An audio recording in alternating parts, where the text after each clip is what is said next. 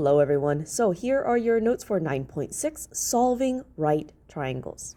Now, before we actually get to solving right triangles, there's one operation that we need to talk about before doing so, and that is inverse trig ratios. Now, we've learned our regular trig ratios, sine, cosine, and tangent, but now we also need to consider their inverses. So, when do we use these? We use these when we are solving for angles in a right triangle. In all the previous problems, we've had to solve for the measure or the length of one of our sides of the right triangle, and that was using the regular trig ratios. But now, if I want to use those trig ratios to solve for a missing angle or an angle measure, I need to use these inverse trig ratios. So, I like to refer to these as opposite operations. And the reason why I'm calling them opposite operations is because they will cancel each other out. Just like how adding and subtracting cancel each other out. Multiplying and dividing will also cancel each other out. So these inverse trig ratios will cancel out their original trig ratios. So here they are. We're going to have 3 of them. If our original operation was sine of theta, where theta is an angle measure, the opposite to sine of theta is sine inverse of theta. Now, notice how I read this as sine inverse.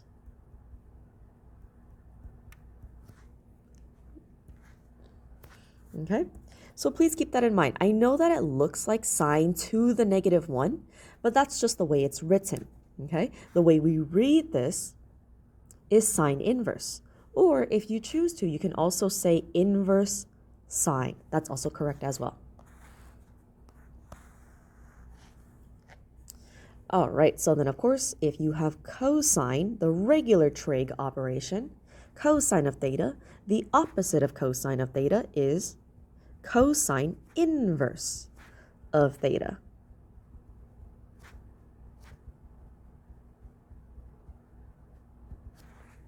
And then last but not least, we will have the opposite operation of tangent of theta, and that will be tangent inverse of theta.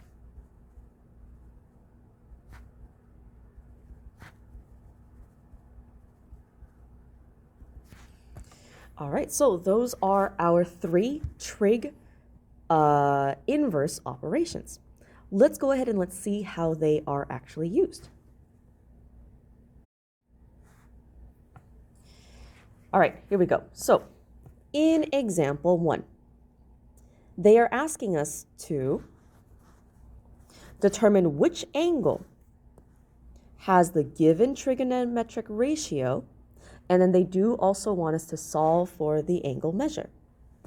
So here's the ratio given to us. It says that the sine of this particular angle is 12 divided by 13. Now, since I don't know what angle we are talking about, we're going to go ahead and we're just going to refer to this angle as theta for now.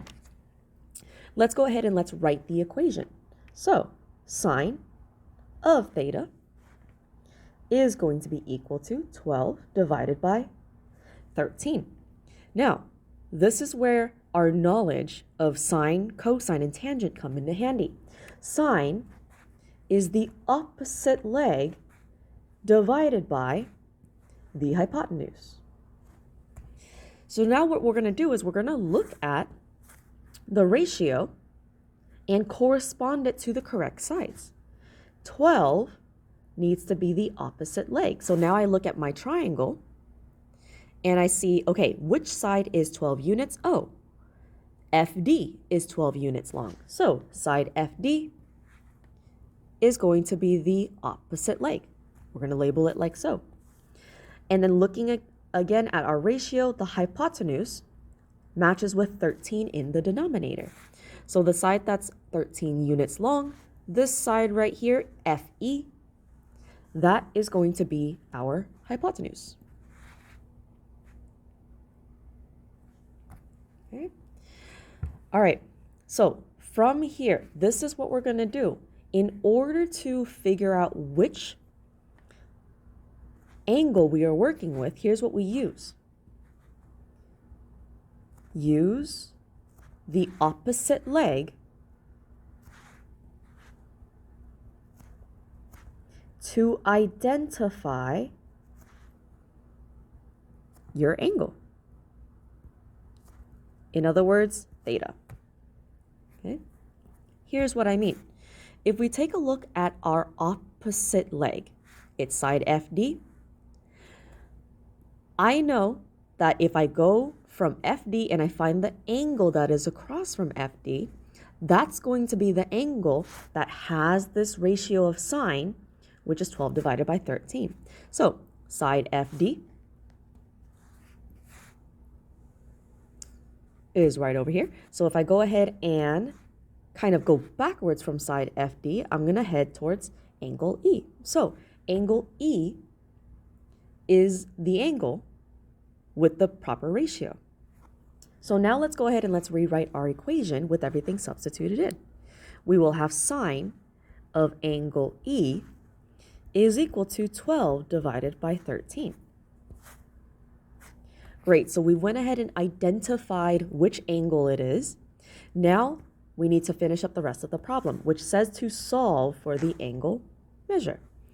And to do that, this is where we will use those sine, cosine, and tangent inverses.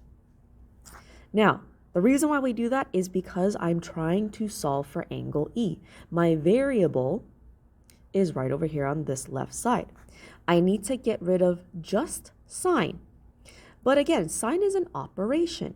And so to get rid of an operation, you need to do the opposite. In this particular case, the opposite operation of sine is sine inverse of sine of angle E.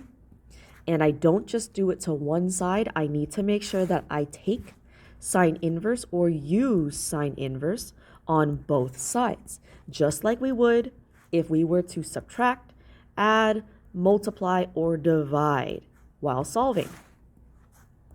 Okay, so at this step right here, we take sine inverse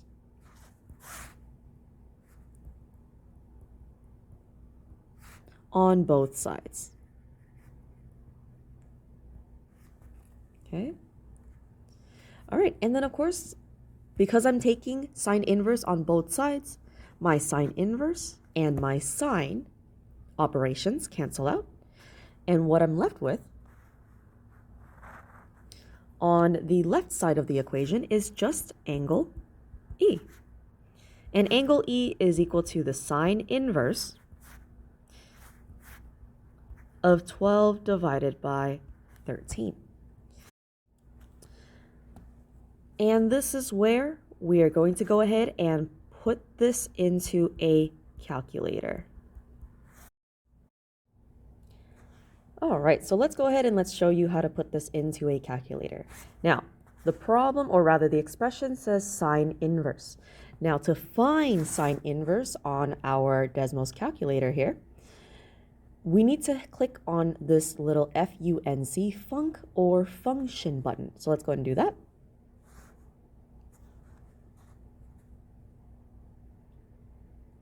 And then after clicking on that function button, there is now a sine inverse, that sine -1 symbol that we saw, sine inverse.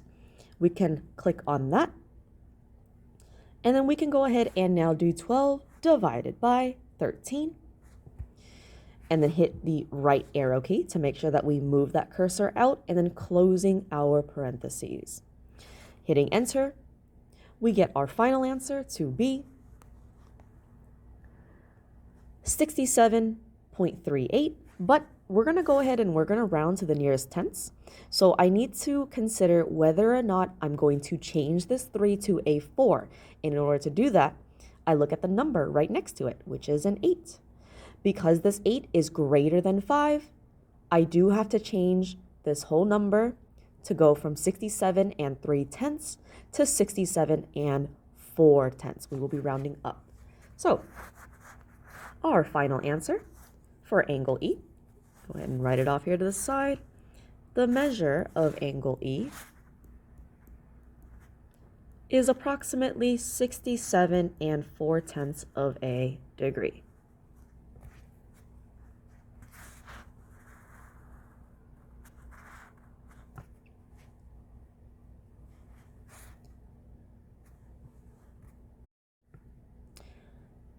All right, so go ahead and pause the video here and see if you can give this one a try on your own.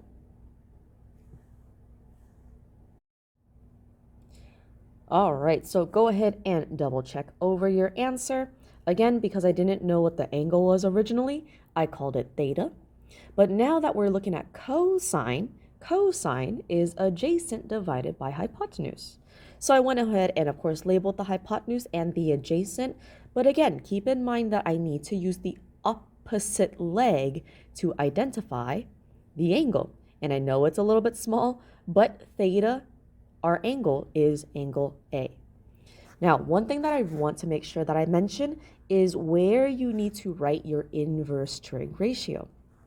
Make sure that when you write these inverse trig, it goes on the front of each side or on the left of each side of the equation. The reason for that is because if you were to, say, accidentally write it like so, 7 divided by 25 cosine inverse, when you try to put this into a calculator, it's not going to work. Your calculator is going to give you an error because it doesn't recognize that you want to take cosine inverse of 7 divided by 25. This is thinking that you want to take 7 divided by 25 and then you want to find the cosine inverse of something else. So please make sure you write cosine inverse in front on both sides of the equation. All right, now let's go ahead and let's actually put everything that we've learned all together. And we're going to do that in solving right triangles. So when we see this phrase, solving right triangles in a problem, what they're asking us to do is to solve for the measures of every angle and side of a triangle. Okay? So there are, of course, 3 parts to a triangle. 6 parts to a triangle. There are 3 sides, and there are also 3 angles. So when we see the phrase solving the right triangle, we need to find the measure or the length of every single side and the measure of every single angle. In this particular case, because I have a right triangle, one of our angles is already known, but we do have to solve for the other 2 angles. So in order to do that, we're going to use some skills, some tools that we have already learned. To solve for side BA, what we're going to use here is the Pythagorean theorem. Right? We learned this in a previous section.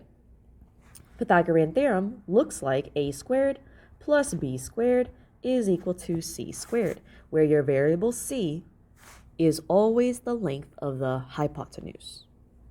Okay? All right, so that takes care of my one missing side. And the reason why I'm allowed to use Pythagorean theorem, by the way, is because I have 2 given sides already, and I have a right triangle. Therefore, I can use the Pythagorean theorem to solve for the last missing side. Now, to solve for the measure of angle A, I could technically solve for the measure of angle B first. It doesn't really matter, but I'm going to say the measure of angle A here. To do that, we will need to use the inverse trig ratio.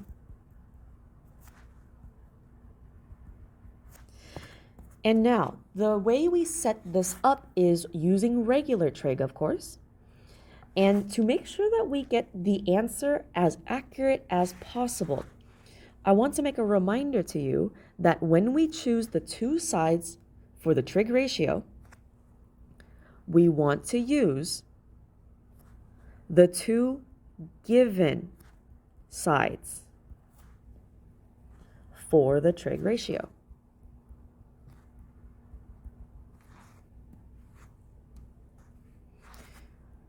Okay, so what exactly do I mean by given? Well, taking a look at our right triangle here. If the angle that I'm working with is angle A, I'm going to go ahead and put a theta there because that's the angle that I'm trying to look for.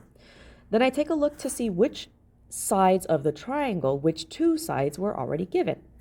I have BC, they gave us that as 3 units, and I have AC. That side is 2 units. Now, for trig, we need to label the triangle. So let's go ahead and take a quick moment to do that. Here's the hypotenuse.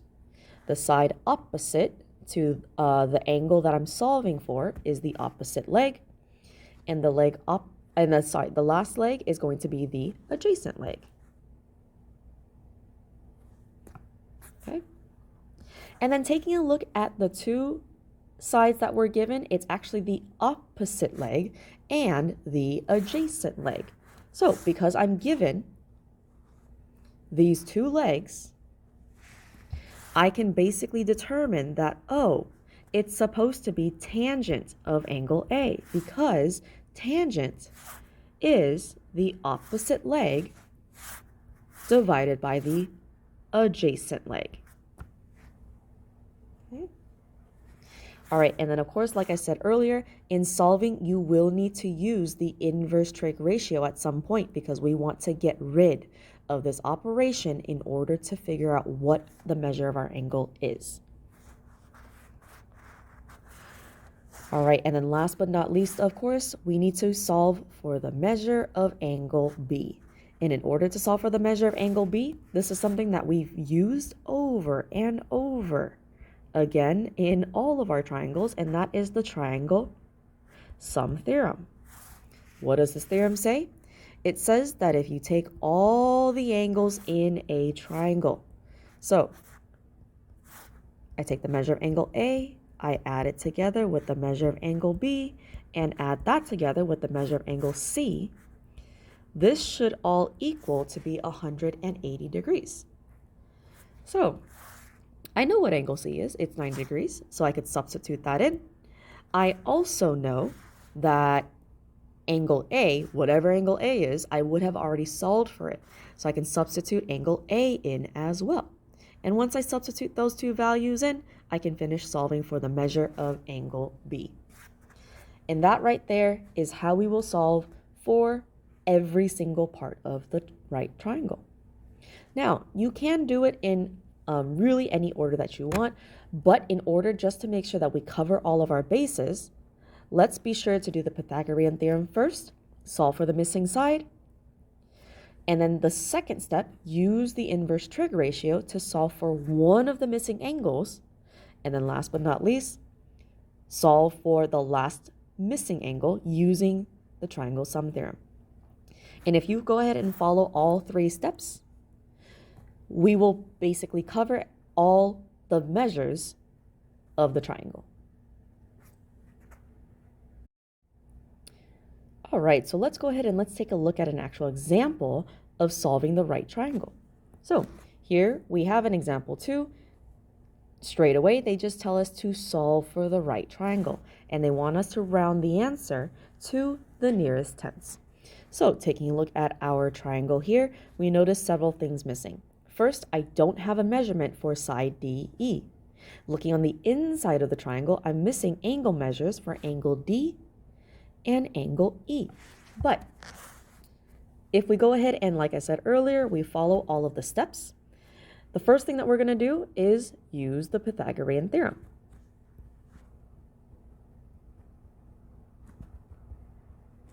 All right, and when we are using the Pythagorean theorem, we're using it to solve for the length of side DE. So we're going to go ahead and say a squared plus b squared is equal to c squared. I need to double check to see which side DE is. Oh, and I see that side DE is the hypotenuse. So I can go ahead and label it. And I know that that means my variable c is the variable that I'm solving for. So 20 squared plus 21 squared, substituting both of those values in for a and b, this is equal to c squared. All right, so 20 squared is going to be 400 plus 441 for 21 squared is equal to c squared. Adding this together, we get 841 is equal to c squared. Last but not least, to get rid of that c squared, we need to take the square root on both sides of the equation. This allows my square root and my square to cancel out. And it just so happens that the square root of 841 is a nice whole number, 29. So we have found the first missing part of our triangle, that is side DE. All right, so in following the same steps from the previous slide, the next step that we are going to do to solve is we are going to use inverse trig ratio.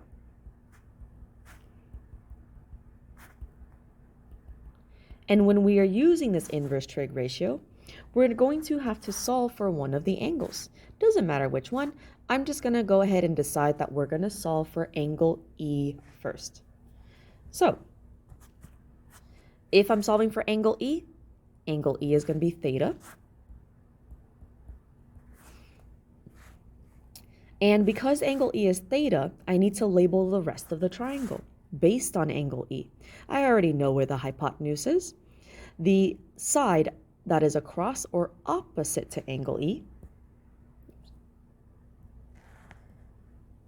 is the opposite leg. And then, of course, last but not least, the side FE, or 21 units, is the adjacent leg. Then comes the question of, well, which trig ratio do we use? And this is where SO, CA, and TOA come in handy, because if we went ahead and wrote down the abbreviations for each of these, we can look at our triangle first and decide which two sides we're using. Again, as a reminder, it needs to be the two sides that were given or already provided for us.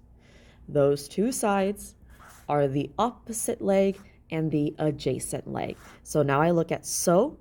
Okay, SO does not have what I need. It has the hypotenuse. We're not using that. I look at CA. Oh, CA also has the hypotenuse, and we're not using that either. So that means that it must be TOA. So we're going to go ahead and set up the equation using tangent. So tangent of angle E is going to be equal to 20 divided by 21.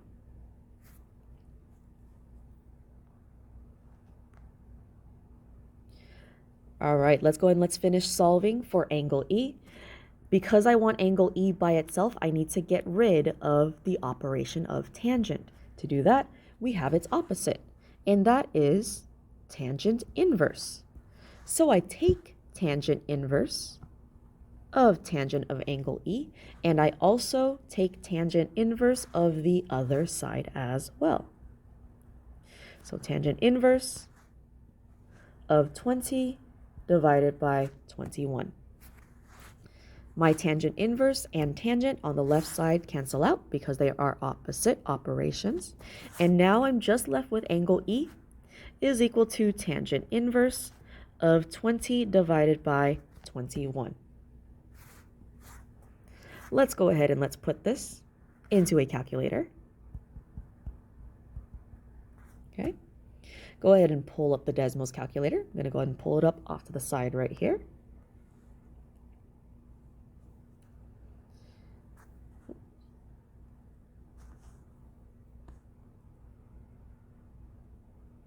All right, so in the Desmos calculator, again, we need to hit that FUNC button to pull up our inverse trig ratios.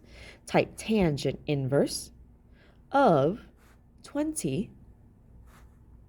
Oops.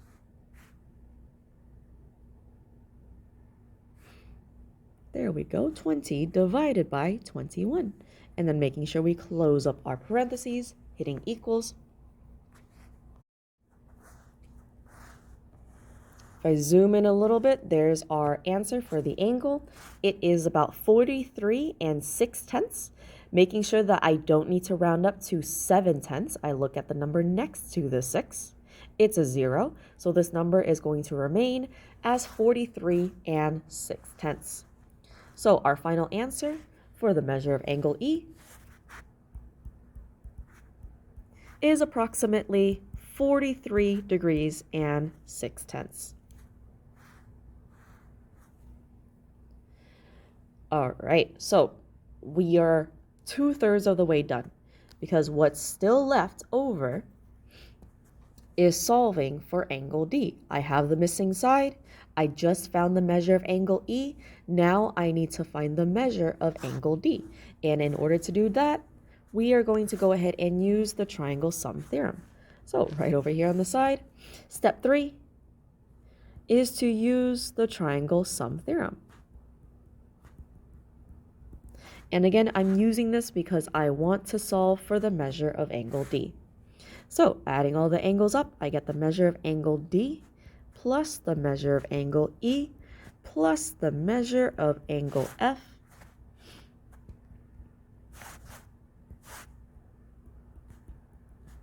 This is all equal to be 180 degrees. So measure angle D gets left alone because I don't know what that measure is.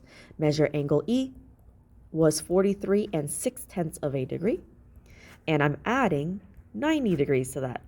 And that's all equal to be 180 degrees. Finishing up this up with some algebra. Combining my like terms, I get measure of angle D plus, let's go ahead and quickly do 90 plus 43 and 6/10 on that Desmos calculator since I have it out. 90 plus 43,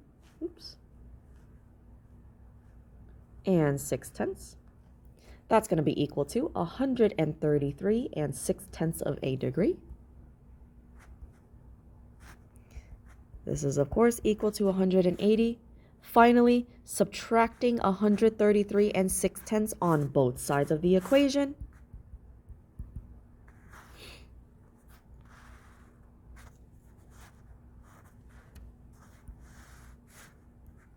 I'm left finally with the measure of angle D, and this is going to be equal to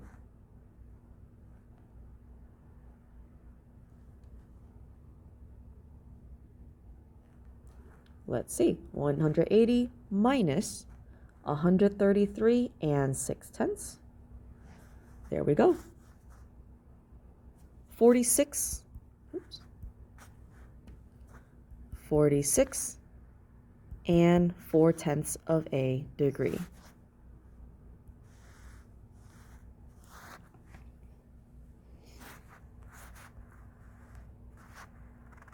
All right, so that right there is everything for example 2. Like I said, solving for right triangles means that we need to solve for every single angle and every single side. 2 out of 3 of these we already know how to use. They are already tools in our tool belt, so to speak. We already know how to use the Pythagorean theorem. We also already know how to use the triangle sum theorem. The only one that was new is the inverse trig ratio.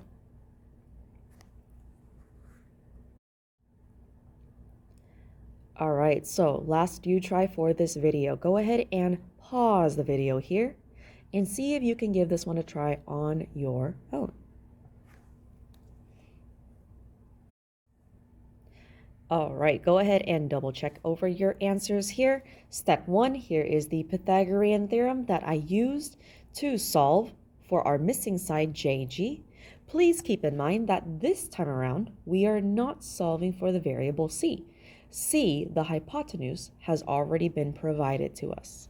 Okay, step 2 is right over here. We had to solve for one of the missing angles.